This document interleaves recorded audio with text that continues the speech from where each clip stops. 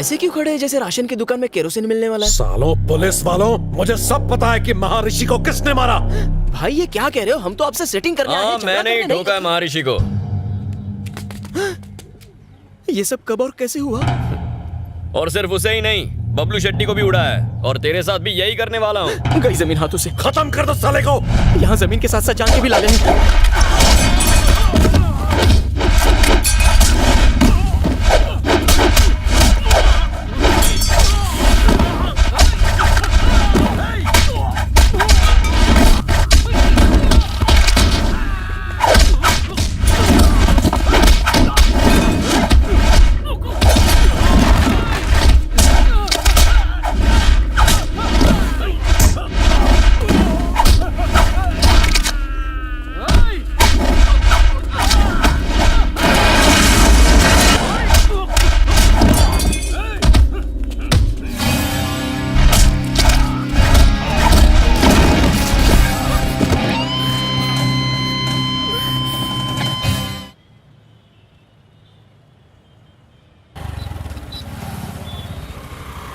मैंने bridge cross कर लिया है, 2 मिनट में आ जाऊंगा।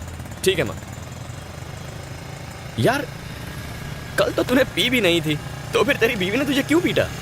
क्यों जले पे नमक छिड़क रहा है? हुआ ये कि कल मैं और मेरी बीवी मंदिर गए थे। हाँ। तभी अचानक एक बंदर ने हमारे सामने से रोड क्रॉस किया। ठीक है। उसे देख के मेरी बीवी बोली, देखो देखो तुम्हारा रिश्तेदार कैसे रोड पर आवारा घूम रहा है। अब ये सुन के मैं क्या चुप बैठता? मेरी खसक गई। मैंने बोला ससुर जी पाए लागू, बस फिर क्या। अबे तू भी ना मुंह बंद नहीं रख सकता अपना। अरे अपनी भी तो प्रेस्टीज का सवाल बन चुका था यार। कैसे हो बेटा? सब ठीक है ना? मैं बिल्कुल ठीक हूँ। आ गए?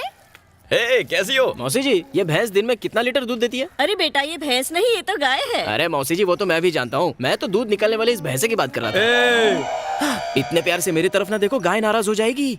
अरे दूध निकालो नहीं तो अंदर चला जाएगा। 12वीं के बाद 5 साल तू हॉस्टल में रहा, उसके बाद के 5 साल ट्रेनिंग और नौकरी की वजह से हमसे दूर रहा। तुझे हमारी परवाह है भी या नहीं? हाँ, हमें डायबिटीज है या ब्लड प्रेशर है, हम कौन सी दवाई खाते हैं, दिन में कितनी बार खानी पड़ती है, तुझे कुछ पता होगा ही नहीं, है ना? आपका बड़ा बेटा है ना इन बातों का ख्याल रखने के लिए। हाँ हाँ, मेरा बड़ा बेटा मेरी आंखों का तारा है। तू तो सिर्फ पैसे भेजता है, पर घर की हर जिम्मेदारी चाहे छोटी हो या बड़ी, ये सेल्वम ही हमेशा उठाता है। माँ, आपके बड़े बेटे को लोग सिर्फ यहाँ जानते हैं। कभी मदुराई आकर मेरे बारे में लोगों से पूछिए, वो कहेंगे धन्य है वो माँ जिसने ऐसे संस्कारी बेटे को जन्म दिया। मेरे नाम की माला जपते हैं वहाँ। वाह, अपने मुंह मियां मिट्ठू होना कोई तुझसे सीखे। माँ, जय को कम से कम चैन से खाना तो खाने दो। अरे मेरे लिए जरा दाल लेकर आओ। सुनो, तुम मेरी बात मानो, यहीं रहो आराम से एक राजा की तरह। अरे राजा ही तो है। आजकल त्रिची में अपना साम्राज्य फैलाया हुआ है। आप इतना चौंक क्यों गए? भवानी और उसके 2 टके के गुंडों ने मदुरई में दहशत फैला के रखी थी। लोगों के नाक कान और सर में दम करके रखा था। फिर क्या हुआ पता है? सीधा एनकाउंटर कर डाला। किसने? ये आपके भाई ने ही तो किया। आप कहाँ रहते हो उससे फर्क नहीं पड़ता, आप क्या करते हो उससे पड़ता है। आपके भाई की वजह से मदुरई के लोग टेंशन फ्री हो गए।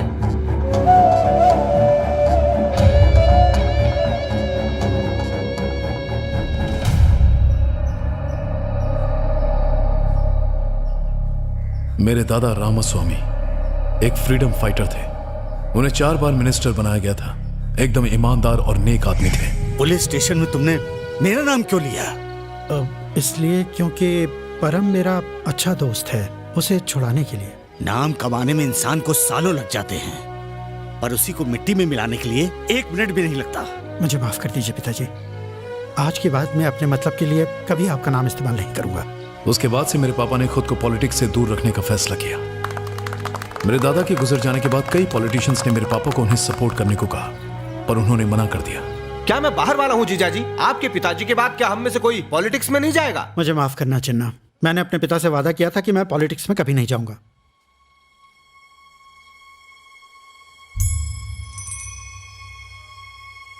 वादा तोड़ने की कोई जरूरत नहीं है। मैं आपके बेटे सेल्वम चिन्ना को ले मामा जा ने रहा हूं। मुझसे चलो, पूछे चलो, बिना चलो, मेरे लिए चलो। फैसला कर लिया। उस दिन से मेरी जिंदगी पूरी बदल गई। चिन्ना मामा को जिताने के लिए मैं हर दरवाजे पर वोट मांगने गया। तब मैंने जाना कि लोग मेरे दादा की कितनी इज्जत करते हैं। उस इलेक्शन में मेरी वजह से चिन्ना मामा जीत गए। अगले 4 सालों में उन्होंने दौलत, शोहरत और रुतबा कमाया। ऐसे पैसे और पावर का क्या फायदा? हमारी बिरादरी के लोग सिर्फ रामास्वामी के परिवार को ही पूछते हैं। जो भी हो, अगर वो परिवार आपकी मदद नहीं करता तो आप इलेक्शन नहीं जीतते। रामास्वामी के परिवार को अपनी तरफ करना ही होगा। तुम जाके सेल्वम के दिमाग में पॉलिटिक्स का कीड़ा छोड़ो। इस इलेक्शन में तुम्हारे लिए करोड़ों रुपए बहा दूंगा। अरे गहरे तुम्हारे दादा का नाम लेके जीत जाते हैं, फिर तुम खुद इलेक्शन क्यों नहीं लड़ते? तुम अगर लड़ना चाहते हो जरूर लड़ो, लेकिन एक बात याद रखना, पॉलिटिक्स में कमाया 1 रुपया भी मेरे घर में नहीं आना चाहिए। और हाँ, मुझसे किसी भी तरह की मदद की उम्मीद मत रखना। ठीक है पापा। मैं ये सोच के इलेक्शन में खड़ा हुआ कि मिस्त्री सेठ मेरा पूरा साथ देंगे, लेकिन उन्होंने मुंह मोड़ लिया। उस वक्त मेरे दोस्त लाल ने मेरी मदद की और दिन रात मेरे लिए प्रचार किया। मैंने हर बड़े के पैर छुए, उन्हें इज्जत दी, लेकिन मेरे दादा के नाम के बावजूद चिन्ना मामा के पैसे की ताकत के आगे मैं टिक नहीं पाया। वो भारी मेजोरिटी से जीत गए। सिर्फ नाम के जोर पर कोई जीत नहीं सकता सेल्वम, पैसों की भी जरूरत पड़ती है। ये 1000 का नोट रख लो, ये तुम्हें पैसों की याद दिलाता रहेगा। हारने के गम से ज्यादा हर अहरे गहरे की नसीहत मानो मुझे कांटे की तरह चुभती थी।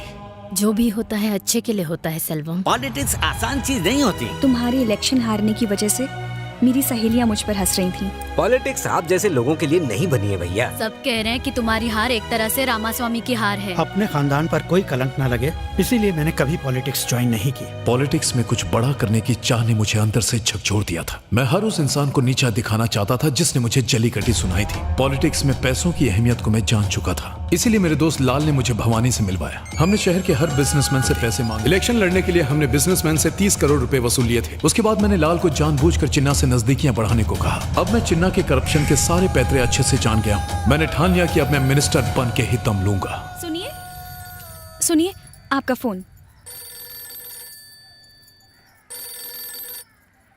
हेलो सेल्वम, जिस पुलिस वाले ने भवानी और उसके आदमी को मारा वो और कोई नहीं बल्कि जानता हूँ, मेरा भाई है। अब हम क्या करें? उसे सिर्फ सब इंस्पेक्टर के मर्डर के बारे में पता है। कल वो त्रिची वापस जा रहा है, घबराने की कोई जरूरत नहीं है। रखता हूँ। ठीक है।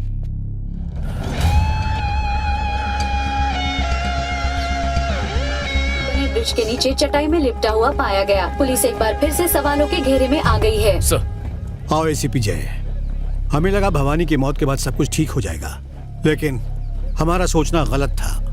मेरा दोस्त उनका शिकार बन गया। सुनो जय सर, मैं चाहता हूं तुम इस केस को ऑफिशियली हैंडल करो। Yes sir.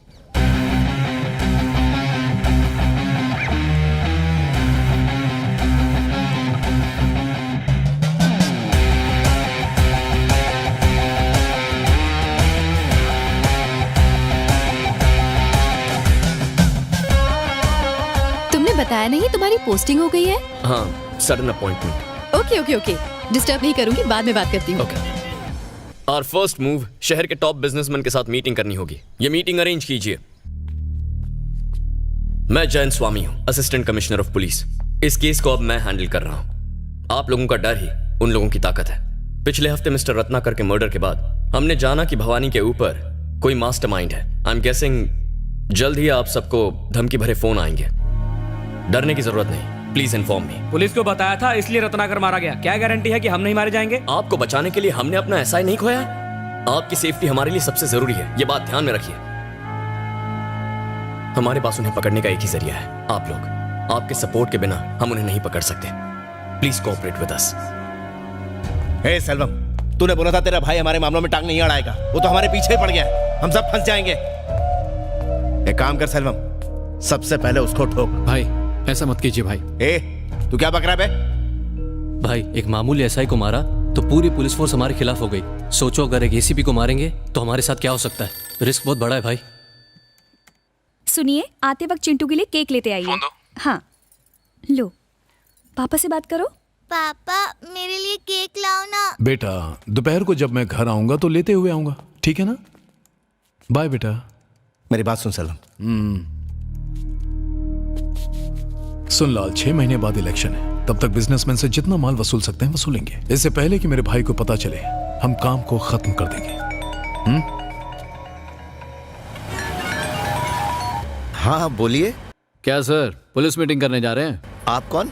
वही जिसने 5 बड़े बिजनेसमैन की लाशों को ब्रिज के नीचे सड़ने के लिए छोड़ दिया था। जल्दी से 2 करोड़ का इंतजाम करो, नहीं तो तुम्हारी लाश भी ब्रिज के नीचे सड़ते हुए मिलेगी।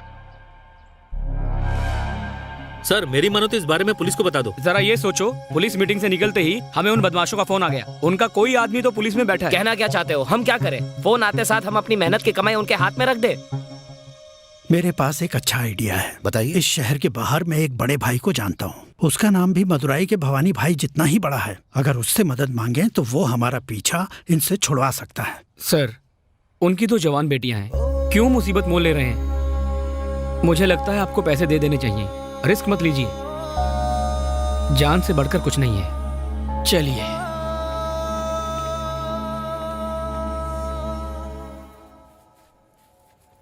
जय। हाँ भैया। कहाँ जा रहा है? कुछ काम से जा रहा था।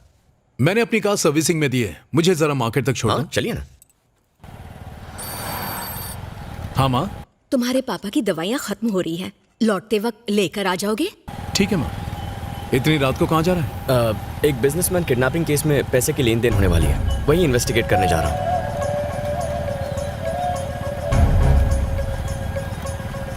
बस यहीं मोड़ पर रोक दे, यहीं। चल जल्दी आना भैया। हे आदि। हाँ भाई। मेरे भाई का पीछा करो और मुझे खबर देते रहना। ठीक है भाई।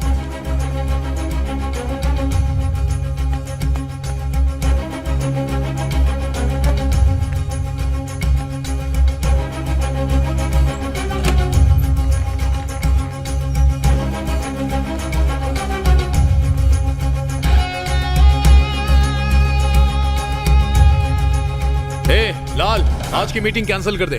क्यों, क्या हुआ? मेरे भाई को हवा लग गई है। इम्पॉसिबल। बिजनेसमैन ने अपने मुंह से एक शब्द भी नहीं बका होगा। एक नंबर का फट्टू है साला। तू कैंसिल कर। मेरे भाई ने मुझे खुद बताया कि उसे इसकी खबर मिल चुकी है। सर, आज की मीटिंग कैंसिल करनी होगी। लेकिन मैंने तो किसी को कुछ नहीं बताया। कैंसिल करनी पड़ेगी। फिर कब मिलना होगा? फोन करके बताऊंगा।